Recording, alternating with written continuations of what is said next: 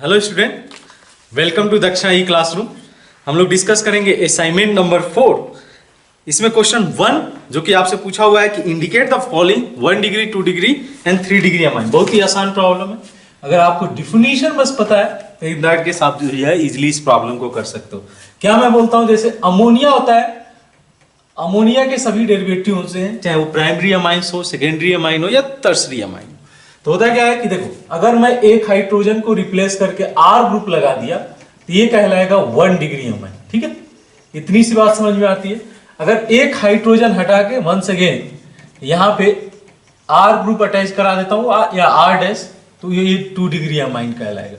अगर तीनों हाइड्रोजन यहां से हटा दिया जाता है और उसकी जगह पे लगा दिया जाए एन आर डबल डैश, मान लो ये सेम भी हो सकता है, डिफरेंट भी हो सकता है, तो इन दैट केस ये जो जनरेट होगा ये 3 डिग्री अमाइन। ठीक है, बहुत लोग के दिमाग में डाउट आ रहा था कि सर ये 4 डिग्री भी बना सकता है क्या? पॉसिबल है, बिल्कुल। ये क्या कर सकता है, नाइट्रोजन के पास लोन पेयर ऑफ इलेक्ट्रॉन है, तो इन दैट केस ये किसी को डोनेट करेगा तब ये 4 बॉन्ड बनाएगा। लेटर ऑन हम लोग देखेंगे कि ये किस तरीके से जो है पॉसिबल है कि नाइट्रोजन 4 बॉन्ड बनाए, लेकिन इस पे पॉजिटिव चार्ज आ जाएगा। बस ये चीजें आपको ध्यान रखनी पड़ेगी।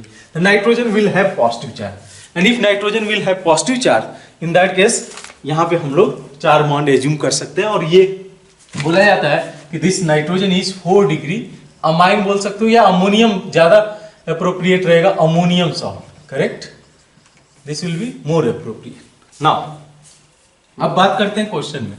ऑप्शन ए में जो दिया हुआ है आपको कुछ इस तरीके से दिया हुआ है, नाइट्रोजन। देखो, अब सिंपल सा केस है कि नाइट्रोजन के दोनों साइड अगर आप देखो, इस साइड में या इस साइड में, तो एल्काइल ग्रुप होगा। बिल्कुल, इस साइड में एल्काइल ग्रुप है और इस साइड में एल्काइल ग्रुप है।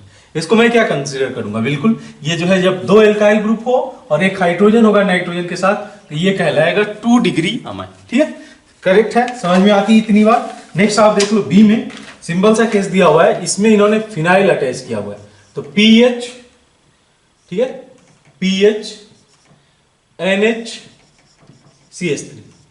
ये भी सिमिलर वे, कुछ डिफरेंट है क्या इसमें? देखो, इस नाइट्रोजन से एक ये बल्कियर एल्काइल ग्रुप अटैच्ड है और इधर एक मिथाइल ग्रुप अटैच्ड है, तो 2 alkyl group is attached, means we can consider this amine is also 2 degree amine. Now in the C, consider C।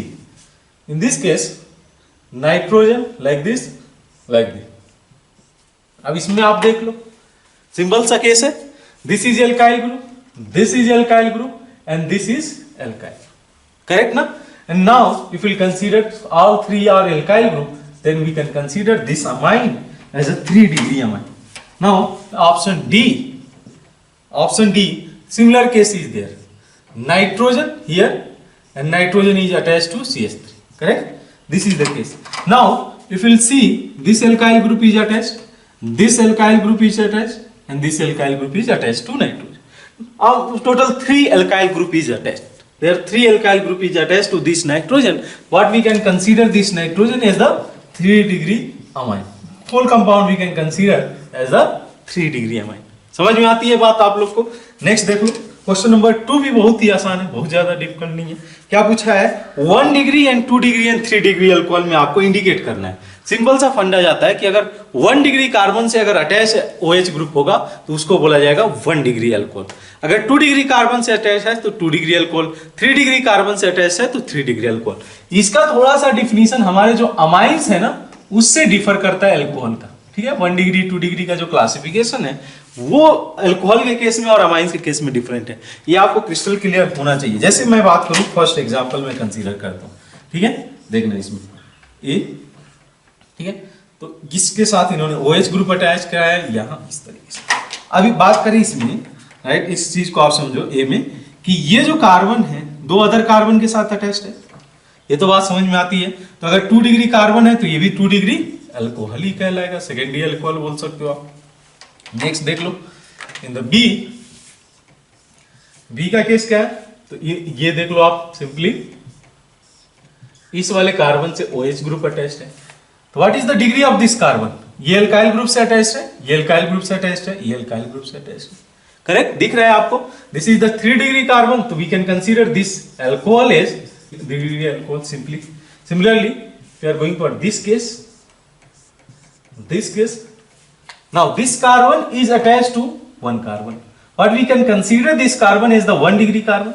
If this carbon is the primary carbon, the hydroxyl group, OH group attached to it will be considered as the 1 degree alcohol, means primary alcohol we can consider this. ठीक है, तो simple सा case है. Question 3 भी करते चलते हैं. Question number 3 बहुत ज्यादा डिफिकल्ट नहीं है. इसमें आपसे पूछा हुआ है क्वेश्चन नंबर 3 में सिंपल सा केस है. पूछा गया है कि molecular formula of they have given the structure. What we have to find out? We have to find out molecular formula of the molecule. Structure they have given. Now what we can do? We can simply count the number of carbon atom. We can see there is 2 oxygen atom, and we can count the number of hydrogen atom. Only effort we have to do to find out number of hydrogen atom. Otherwise carbon we can clearly see the carbon atom in this molecule 1, 2, 3, 4, 5, 6, 7, 8, 9, 10. 10 carbon is present, we can write simply C10. Now for considering hydrogen, we have to satisfy the valency of carbon at each place. 2 hydrogen will attach, 2 hydrogen will attach here, 2 hydrogen will attach here, 1 hydrogen, 1 hydrogen, like this. Hydrogen will attach. Now we can count, simply we can count 2 plus 2, 4, and 4 plus here we can get 4 plus 8, I think we will get, right? Correct na? No, here it is double bond. Here it is double bond.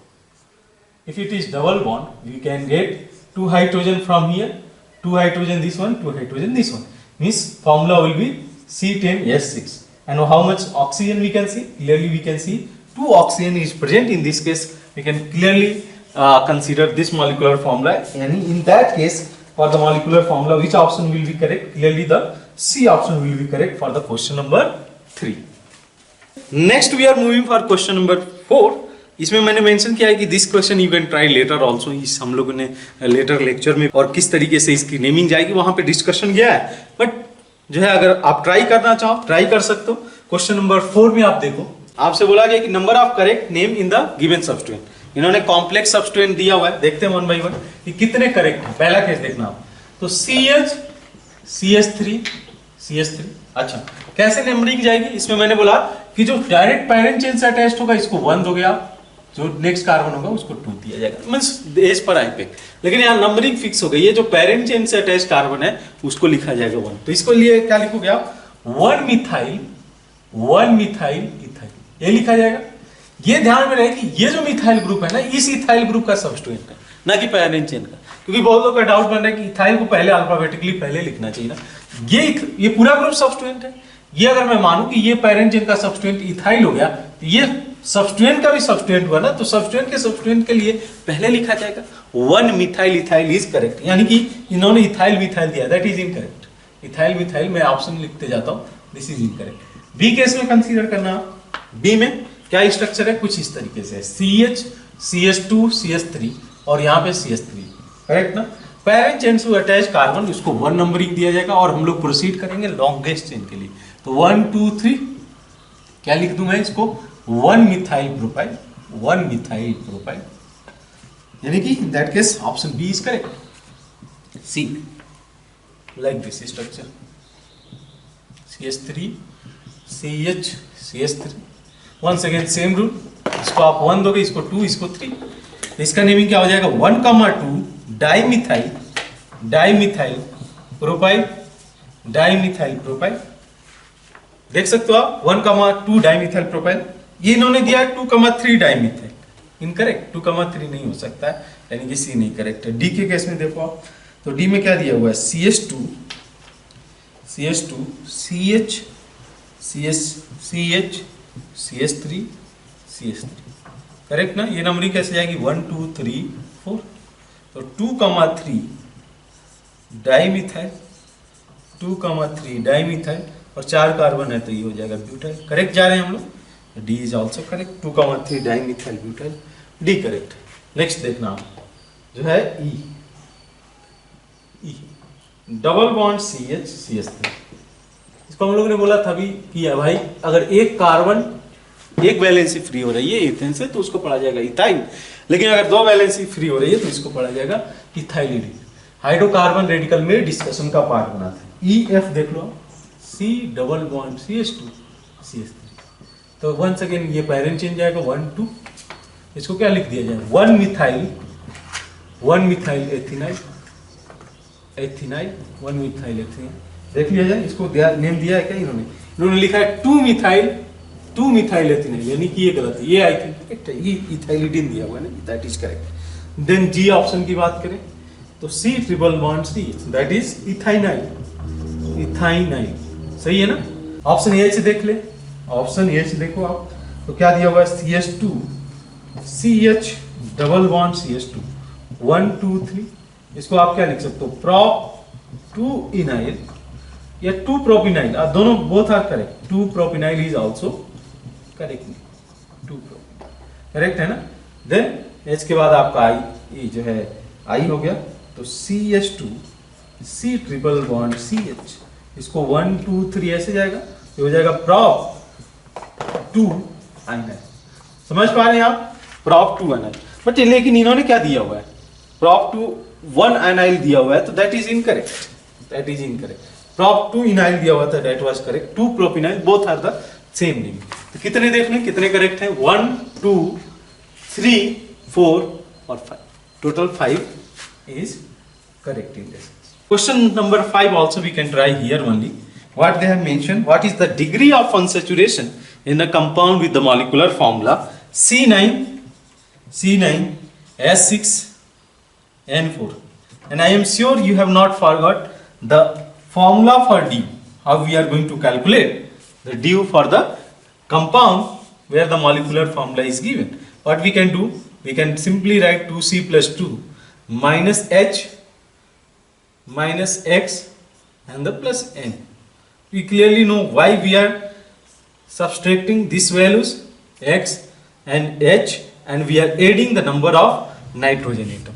We know that one because this is trivalent, these are the monovalent. So what we have to do, we have to put the value of carbon is 9, so this value will give 18 plus 2, that means 20, and 20 minus 6 plus 4, how much you will get? That will be 18 by 2, that will be 9. Means DU of this compound will be 9. Clearly this will be the correct answer. Now in question number 6, they have asked number of functional group present in the given compound. What we have to do? We have to identify the functional group present in the given compound. Just I am going to draw this structure. This is like this, NH2 C double bond O, like this C double bond O, NH C double bond O, OH. Correct now? What we have to identify? Yeah, we have to count the number of functional group. But we are going to identify which functional group is present in this compound, along with the number we will get. Now, which functional group is this one? This is our aldehyde group. Now consider this one. I think NH2, and this is our amine group. Clearly we can see that is not going to be amide. Amide is this one. This will be amine. What about this one?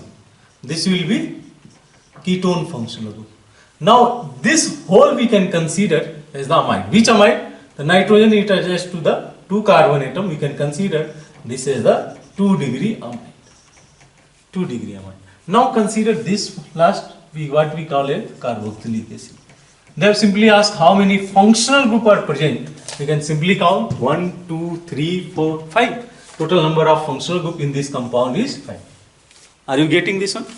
Now, in the next, once again we have to classify the following amines into primary, secondary and tertiary amine.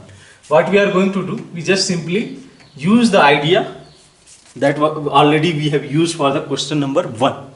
Similarly, we have to follow the same. So they have asked for we have to classify them into primary, secondary and tertiary amine. Just simply follow. This nitrogen is attached to 3 alkyl group, and if it attached to 3 alkyl group, you can consider this amine as the 3 degree amine. Now consider B. In the case B, this nitrogen is attached to only 1 alkyl group, and we are going to consider this 1 degree amine. In the C, similarly C, they have mentioned 2 phenyl group, which is attached to nitrogen and one ethyl group is attached, what we can consider? Clearly 3 alkyl group is there. This alkyl group, this alkyl group and this alkyl group is there. We can consider this amine as 3 degree amine. Correct na? Now in D similarly case is there like this NH2. Now if we consider this one, this is attached to only one alkyl group, we can consider this as a 1 degree amine. Now in option E, similarly they have mentioned like this structure. Correct na? This is attached to 2 alkyl group, and if this is attached to 2 alkyl group, what will be the degree of this amine? This is going to be secondary amine or 2 degree amine we can consider. Similarly F just see, they have given some cyclic group, but we have to focus on the amine only. Just focus ethyl. Now this is also attached to 2 alkyl group. We can clearly consider this amine as the 2 degree amine. The last case is similarly G, where nitrogen is attached to how many alkyl group? This is attached to the 3 alkyl group. We can consider this amine as the 3 degree amine. समझ में आती है आपको बात? Simple सा case है, देख लो आप, मैच करा लो answer. Next we are moving for question number 8. What we have to do? We have to identify the benzene radical. Benzene means this basically derivatives of benzene, hydrocarbon radical which are derivatives of benzene we have generated from the benzene compound. Now what we call this group? Remember what we call this group? If this valency is free, we call this as the phenyl. Correct na? We call it the phenyl. Similarly this one. Now I want to remind you that this was toluene. We earlier mentioned this compound is toluene. Now if we free one hydrogen from here, this will generate this group. This will generate this group, CH2. What we can call? We call this as the toluene. This will be our benzyl group. We have to remember this as a benzyl group. Now if we free one more hydrogen from here,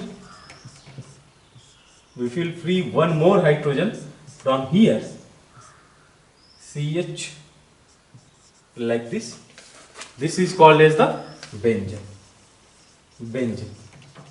Similarly, if you free all 3 hydrogen, I am just considering this will be attached to the some group. If you free all 3 group from here, all 3 hydrogen like this, what we are going to consider? This we are going to consider benzene. You have to remember this one: benzyl, benzyl and benzene. These 3 names we are going to use in the aromatic compound. When we are going to name aromatic compound, we will use this one. These terms we will frequently use. Now what they have done, we will free valency from here or ortho or here, meta or para. Anyone, because they are not fixing the position. They have mentioned we have to consider all 3. Ortho, meta, para separately. So what we can write? We write when we free this hydrogen from here. Any hydrogen will free 1, 2, 3. What we write basically? We write toluene group.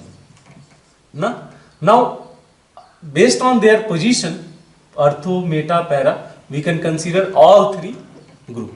Maybe we can consider ortho, meta, para. Separately इसको आपको consider करना है, right? इसमें meaning यही हुआ कि जब इसको ग्रुप को ऐसे लगाया ना सेंट्रल पार्ट से, we can consider all 3 position, ortho, meta, para. Question number 9 इसमें पूछा है which of the following is bi radical hydrocarbon. Bi radical means 2 valency is free for the corresponding hydrocarbon radical for that hydrocarbon group. Consider किया जा सकता है. Option A में phenyl mention किया गया है, तो फिनाइल तो क्या होगा? मोनो रेडिकल होगा ना, एक ही वैलेंसी फ्री है. Now in the case B, they have mentioned propenyl. Propenyl क्या होगा? CH2 double bond CH like CH3. Propynyl की वैलेंसी ऐसी, ये भी मोनोवैलेंट ही होगा. करेक्ट ना? देन इथाइलिडीन, सी इथाइलिडीन. याद है आपको इथाइलिडीन में क्या होता था? इथेन से वैलेंसी, सेम कार्बन से दोनों वैलेंसी फ्री हो जाती थी, तो this is the bivalent. इसको कंसीडर कर सकते हो. Then D, they have mentioned methylene. Similarly, methylene also is bivalent, or you can consider bi-radical hydrocarbon group. This question they have asked in this year JEE Mains, I think. So we have to consider bi-radical hydrocarbon in this case. Last, what we have to do? We have to simply identify the functional group present in this compound and classify into monovalent, bivalent and polyvalent functional group. किया जा सकता है आसानी से. तो देखो यहाँ case क्या है. तो यहाँ पे फिनाइल है, ठीक है, फिनाइल है, इसके साथ OH है. इसको आप क्या पढ़ोगे? फिनॉल. एल्कोहल मत बोलना, because this have the completely different property than alcohol, normal alcohol. We'll later on discuss that properties, but that will be completely different property than alcohol itself. इसको हम लोग बोलेंगे फिनॉल. किस में कंसीडर किया जाएगा? तो एक ही साइड जुड़ा हुआ है, तो this is our monovalent functional group. Correct ना? ये हमारा मोनोवैलेंट फंक्शनल ग्रुप होगा. नेक्स्ट केस देख लो. नेक्स्ट क्या है? इसके साथ में NH अटैच्ड है और ये ग्रुप अटैच्ड है. ये क्या हो जाएगा हमारा? 2 डिग्री अमी, और इसको क्या बोला जाए? डाइवैलेंट या बाइवैलेंट आप पढ़ सकते हो, बाइवैलेंट फंक्शनल. सिमिलरली यहाँ केस है, नाइट्रोजन इस तरीके से अटैच्ड है. I am not drawing the exact structure, but आप कंसीडर कर सकते हो लाइक दिस. NH यहाँ पे ये डॉटेड लाइन दिखाया है, ये बॉन्डिंग को दिखाया है below and above the plane. आगे डिस्कशन में आएगा जब हम लोग स्टीरियो आइसोमरीज को डिस्कस करते रहेंगे, तब वहां पे ये पार्ट जो है हमारे डिस्कशन का पार्ट बनेगा. ठीक है, तो यहाँ पे आप देख लो, ये कौन सा ग्रुप है? This is amide. और कौन सा अमाइड है? 2 डिग्री अमाइड. इसको क्या कंसीडर किया जाएगा? This is bivalent functional. This is our bivalent functional. Next आप देख लो. नेक्स्ट नाइट्रोजन जुड़ा हुआ है और नाइट्रोजन के साथ कुछ इस तरीके से ग्रुप. ये भी अमाइड है, बस कौन सा अमाइड है? This is our 3 degree amide. This is our 3 degree amide. तो 3 डिग्री अमाइड क्या कंसीडर किया जा सकता है? पॉलीवैलेंट में functional group. Polyvalent functional group में आप कंसीडर करोगे. ये कौन सा हो गया? ये आपका हो गया thioether. This is our thioether. Thioether को किस में कंसीडर करोगे? डाइवैलेंट में. अच्छा, इसके साथ में कौन सा ग्रुप अटैच्ड है? ये देख लो आप, यहाँ कौन सा ग्रुप अटैच्ड है? यहाँ पे अटैच कराएगा मिथाइल और यहाँ से OH. This is our alcohol group which is also monovalent. This is also monovalent. Correct ना? यहाँ से क्या जुड़ा हुआ है? C डबल बॉन्ड O, यहाँ पे मिथाइल. दिस इज और एस्टर. और एस्टर क्या होता है? ये होता है हमारा बाइवैलेंट फंक्शनल. ठीक है, तो आसान है, आपको करना है, इसमें बहुत कुछ करने के लिए नहीं है. तो आई होप कि आप प्रैक्टिस करते रहो, इस पे देखते रहो. क्वेश्चंस इस तरीके के बेसिक क्वेश्चन ही जेईई मेंस के चैप्टर में आ जाते हैं. जैसे जेईई मेंस के पेपर में ये आपसे क्वेश्चन पूछा गया है, इसी साल कई जगहों पे ये क्वेश्चन इन्होंने पूछा. तो ऐसा नहीं है कि बहुत डिफिकल्ट चाहिए. बेसिक चीजें हम लोग जब निगलेक्ट करके आगे बढ़ जाते हैं, हमारे लिए बहुत ज्यादा डिफिकल्टीज हो जाती हैं. तो वही चीजें हम लोग को क्या करना है? प्रॉपरली उसको रिवाइज करना है, प्रैक्टिस करना है. मैं सफिशिएंट प्रॉब्लम आपको जो है प्रैक्टिस के लिए दूंगा, ऐसा नहीं है कि नहीं दूंगा. सफिशिएंट प्रॉब्लम रहेगा, आपको बुक्स की तलाश करने की जरूरत नहीं पड़ेगी. हम लोग सभी बुक्स, MS चौहान हो जाए, हिमांशु पांडे हो गए, सभी के जो अच्छे प्रॉब्लम है उसको मैंने कॉन्साइज मैनर में अपने पास रखा हुआ है. जो भी उसके अच्छे प्रॉब्लम है, सिलेक्टिव मैनर में वो क्वेश्चंस हैं, तो उसी बेसिस पे वो जो है धीरे धीरे आपको प्रैक्टिस के लिए दिया जाएगा. अभी जो है थ्योरी पार्ट के लिए आपको जो है जो भी लेक्चर दिया जा रहा है उसको आप क्लियरली देखो, उससे समझो, और जो भी डाउट हो उसको आप जो है फिर से पूछो. ठीक है, तो मिलते हैं नेक्स्ट लेक्चर में हम लोग. Thank you.